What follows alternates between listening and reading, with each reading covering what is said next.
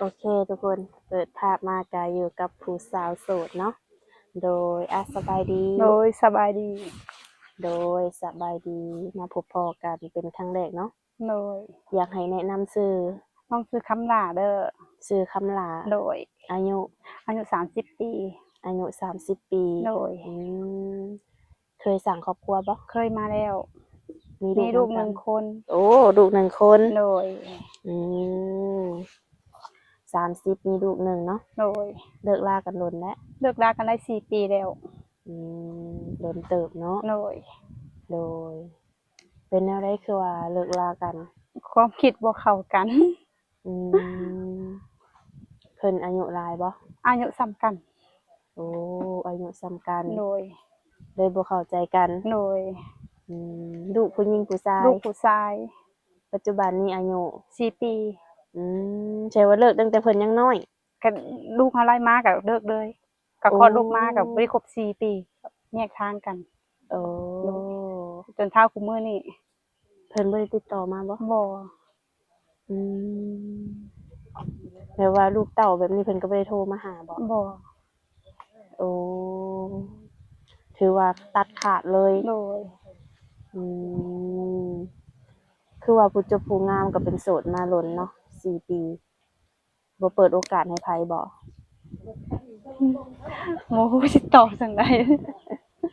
มีคนเข้ามาจีบอยู่บ่ซะถามว่ามีคนเข้ามาจีบบ่มีแต่อายุน้อยน้องเลยบ่มักอืมโดยเจ้ามักอายุเท่าไรน้องจ๊ะมักอายุ30ขึ้นไป30ขึ้นไปโดยถ้าน้อยกว่า30ลงมาน้องก็สิบ่คุยเลยอืมโดยมีจำกัดบ่ว่าขึ้นฮอดไสฮอด60 60โดยอืมถ้าว่า60นี่เจ้าสิเอาเฮ็ดผัวได้บ่เอ้าบ่ติว่าเพิ่นเฒ่าบ่บ่น้องมักคนมีอายุหลายกว่าอืม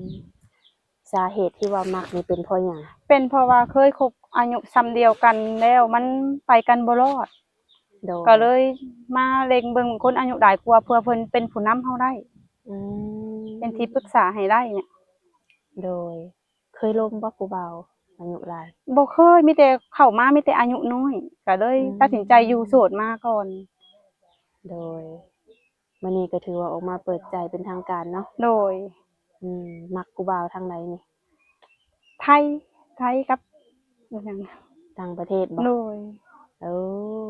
ผู้บ่าวไทยผู้บ่าวต่างประเทศโดหยนุ่มลาวไปเฮ็ดงานอยู่ต่างประเทศได้บ่ได้ อืมถ้าว่าหนุ่มลาวอยู่บ้านใกล้เรือนเคียงนี่เบิดสิทธิ์บ่บ่มัก บ่มัก เป็นแนวใดคือบ่มักบ่เคยผ่านมาแล้วแต่ก็บ่อยากให้มันพลาดอีกครั้งอืก็เลยขอโทษหลายๆเด้อ โดยบ้านใกล้เรือนเคียงนี่ถือว่าบ่มักแล้วเนาะ บ่อืม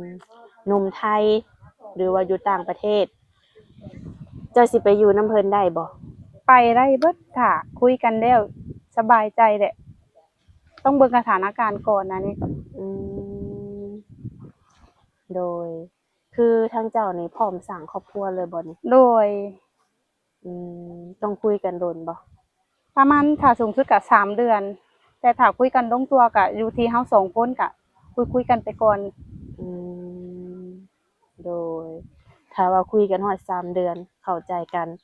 สามารถสร้างครอบครัวได้เลยโดยมาฮ้องมาขอได้โดยอืมเจ้าก็มีเวลาคุยอยู่บ่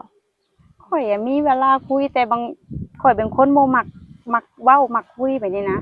คุยได้ถามว่ามีเวลาบ่บ้างเวลาแต่คือเป็นคนที่บ่มักเล่นโทรศัพท์โอ้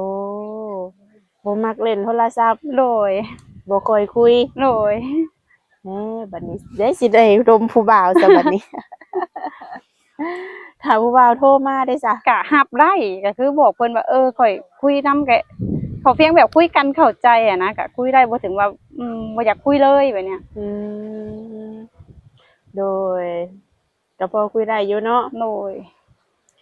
จะมักผู้ชายนิสัยแบบใดข้อยมักนิสัยแบบเป็นผู้นำให้ข้อยได้โดยคล้ายๆเหมือนเป็นพ่อคนหนึ่งเลยอะเวลาข้อยร้อนแล้วก็ต้องเย็นแบบนี้นะอืมโดย แบบมีเหตุผล เป็ ไว้ นทั้ง นะ พ่อทั้งแฟน โดย อืมเนาะอยากได้แบบนี้ โดย และส่วนไหนที่จะบ่มักก็ดี เพิ่นก็บ่มักก็คือแบบ คือแบบที่คบผ่านมาเนาะที่นั่นก็คือแบบเอาดีแต่เข้าตัวเองแบบเอาความชั่วให้คนอื่นแบบนี้ข้อยบ่มัก อืม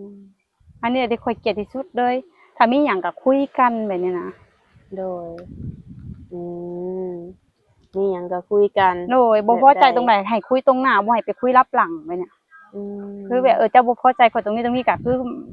บอกมาแบบพร้อมที่จะปรับเปลี่ยนถ้าปรับบ่ได้ก็คือจังว่ากันใหม่แบบนี้ อืม บ่ให้ไปคุยแบบตามกลางบ้านแบบนี้นะ อืมเคยเจอมาบ่ เคยเจอมาก็เลยบ่อยากเจออีกครั้ง โอ้โดยผู้ชายแบบนี้เคยเจอมาแล้วเนาะ โดยเคยเจอมาแล้ว อืมต่อไปก็ขอเป็นคนที่ว่ามีเหตุผล โดยมีหยังให้เปิดอกคุยกันเลยแบบเนี้ย อืมพอห้างพอหมายลูกติดได้บ่ ได้เบิดขอเพียงเขาก็หักลูกเขาไล่เฮาก็หักลูกเขาไล่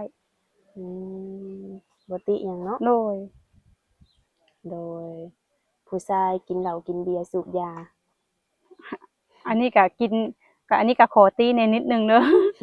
แต่กินก็กินได้เป็นบางเวลาแบบเป็นยามเทศกาลหรือว่างานแต่งงานดองได้บ่ได้ว่าหยัง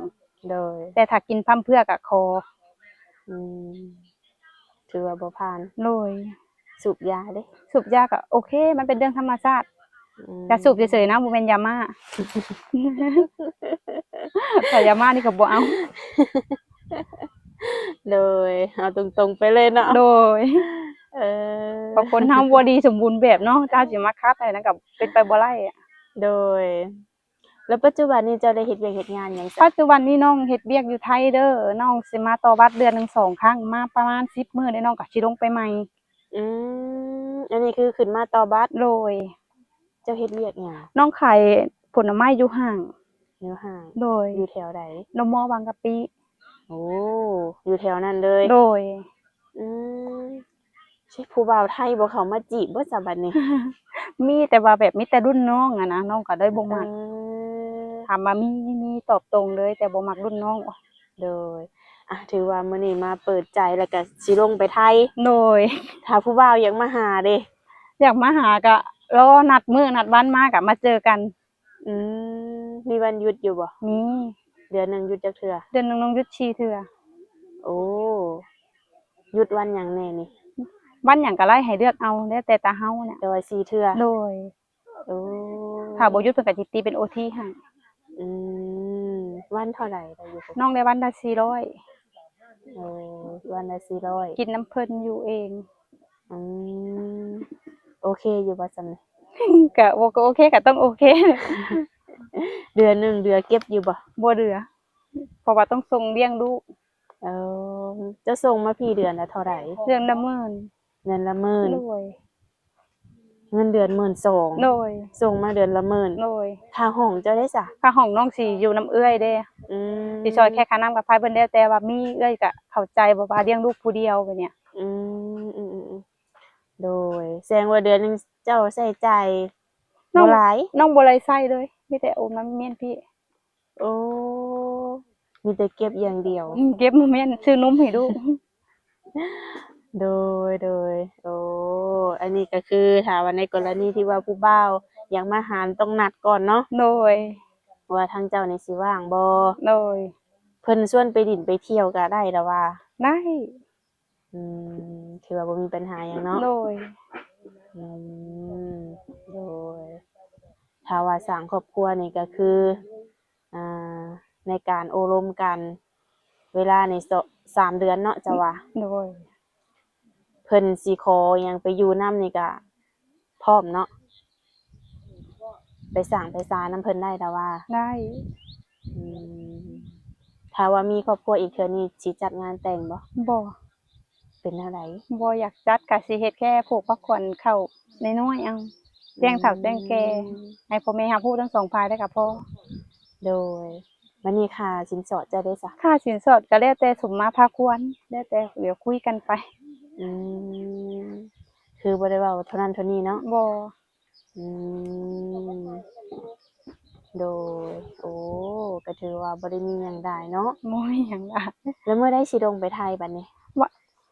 วันที่20วันที่20โดยอีกโลนเติบอยู่เนาะ โดยอืพักผ่อนอยู่นำลูก โดย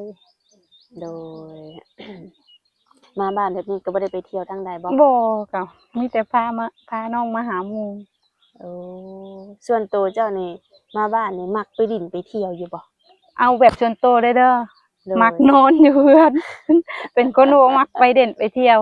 เป็นคนเซยๆบ้านๆก็เลยโดนเท บ่ว่าผู้งาม แม่น ปานนี้โดนเท โดยโดนเท ผู้ว่าทางใดคือสิมาใจดำแท้ ว้าวใกล้บ้านนี่ล่ะ เออ อันนี้ก็เลยเป็นสาเหตุที่ว่าเข็ดแล้ว โดย อืม เข็ดจนตายเลยแหละ โดยมักนอนอยู่เฮือนเพิ่นว่าทุกค โด น ย อืมถือว่าหายากเติบอยู่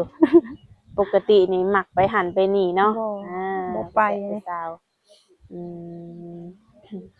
แบบคือผู้บ่าวสิเข้ามาจีบเจ้านี่นะ เจ้าต้องจำกัดบ่ว่าต้องเอาคนรวย บ่จำกัด โดยฐานะส่ำใดก็ได้บ่ โดย โอ้ ขอเพียงบ่จนกว่ากัน ให้ให้ให้มีพอกินพอใช้บ่เป็นหนี้มาแบบนี้นะน้องบ่กำจัดเลยนะ โดยอาชีพเวียกงานเพิ่นได้ซะ อาชีพเวียกงานก็บ่กำจัด อืม ได้ เบิ ตลอด ขอเพียงเป็นอาชีพสุจริต อืม โดยบ่ได้จำกัดอีหยังเขาเนาะ บ่ ได้เบิด โดย หน้าตาของเพิ่นเด้ หน้าตาก็บ่เน้น ขอเพียงใจดี โดย น้องบ่เน้นหน้าตาหุ่นห้อยบ่เน้น โดย อยู่แล้วสบายใจ อืมจะมักคนสูงคนต่ำ บ่มีสเปคเลยไล่เบิด ได้เบิด โดย อืมส่วนตัวเจ้าในความสูงเท่าไหร่ ของน้องส่วนตัวความสูง150 น้ำหนักเด้ น้ำหนัก40 โอ้น้ำหนัก40 โดย กินข้าวมื้อจักเทื่อนี่ กินหลายแต่บ่ขึ้น บ่ โดย หายากได้น้ำหนัก40นี่โอ้สูง150น้ำหนัก40 โดย ส่วนคนที่จะเข้ามาหานี่แบบใดได้เบิด โดย โอ้โดยถ้าในกรณีคือเจ้าเปิดใจมื้อนี้เนาะคือคุยกันสัก4-5 มื้ออีหยังเพิ่นอยากมาหาฮอดเฮือนเลยจ้ะ ได้น้องบ่มีปัญหา ขอเพียงโทรมาแล้วก็ผ่านแม่อนุญาตแม่ให้มาก็คือมาได้เลย อืมให้แม่รับรู้นะ โดย โดยแม่อายุจักปี แม่อายุ42พ่อเด้ พ่อน้อง50อืมโดยในครอบครัวเจ้านี่อยู่กันจักคน ในครอบครัวตอนนี้อยู่รวมทั้งหมดอยู่กัน5คน แต่ว่าเพิ่นแยกกันไปสร้างครอบครัวอยู่ฝั่งไทยเบิดเลยเหลือแต่น้องกับแม่กับลูก3คน อืมปัจจุบันนี้เนาะ โดย โอ้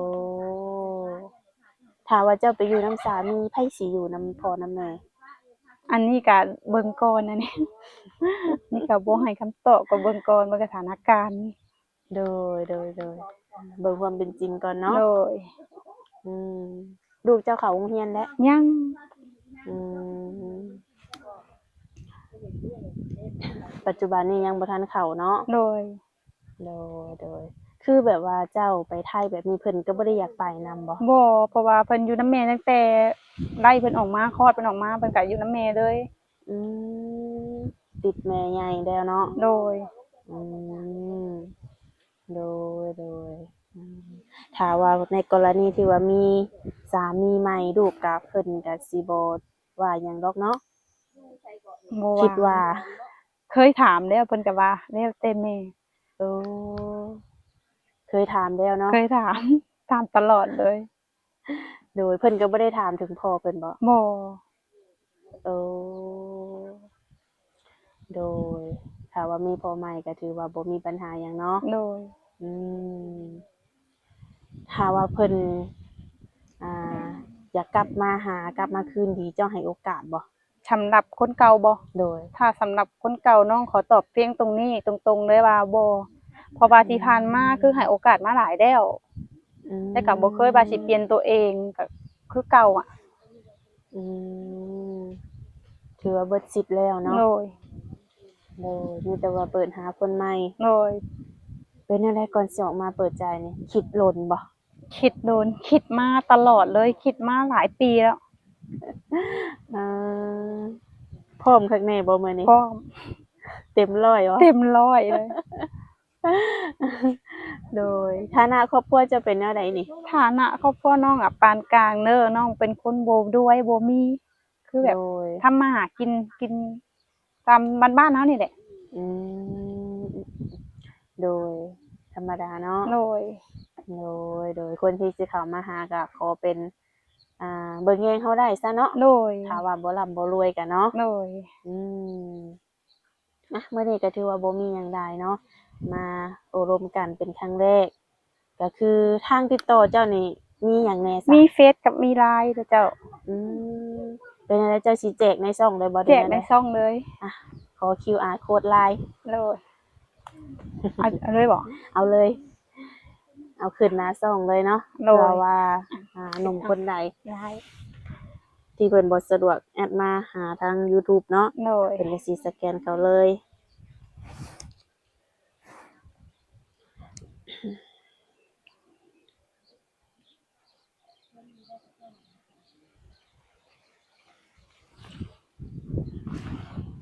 นี่เด้อทุกคน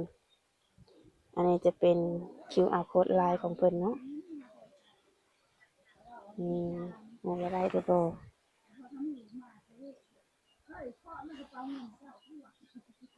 เฟซแจกได้บ่ เฟซเอาไว้ก่อนบ่เลยแล้วแต่เจ้าว่า โอเคซะนะ แล้วแต่เจ้า แจกไลน์ก่อนก็ได้เนาะเพราะว่า FC ส่วนใหญ่เพิ่นก็ดินไลน์อยู่แล้วเฟซนี่บางคนบ่ค่อยได้ดินดอกเนาะ โดย โดยก็มีแต่ว่าคำถามใดที่ว่าทางข่อยบ่ได้ถามก็ให้ทางหนุ่มๆเพิ่นเข้ามาถามเองเนาะ โดย ไว้พบพ้อกันในคลิปหน้าเด้อ โดย โดยสบายดี สบายดี